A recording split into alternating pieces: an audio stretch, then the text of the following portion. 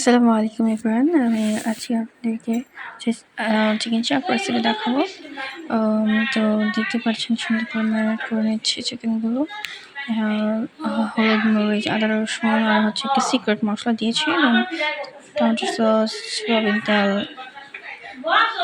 দিয়েছি, একটু হচ্ছে ময়দা দিয়েছি, এবং কাঁচামরিচ, পেঁয়াজ, টমেটো কুচি করে নিয়েছি। তারপর তেলের মধ্যে হচ্ছে যে চিকেনগুলো নিয়েছি ওগুলো সুন্দর করে ভেজে নিব, লালচা লালচা করে ভেজে নিতে হবে। একটু একটু করে উল্টিয়ে পাল্টে নিতে হবে। দেন এটা আমার ভাজা হয়ে গেছে, খুব সুন্দর করে ভেজে নিচ্ছি, দেখতে পাচ্ছেন। দেন পেঁয়াজ, কাঁচামরিচ সুন্দর করে ভেজে নেব। তারপর হচ্ছে টমেটো যে কুচিগুলো ছিল, টমেটো কুচিগুলো দিয়ে দেব।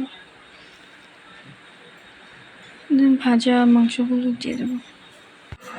সবশেষে দিয়ে দেবো হচ্ছে ধনেপাতা। তো এখন সার্ভ করে নিচ্ছি।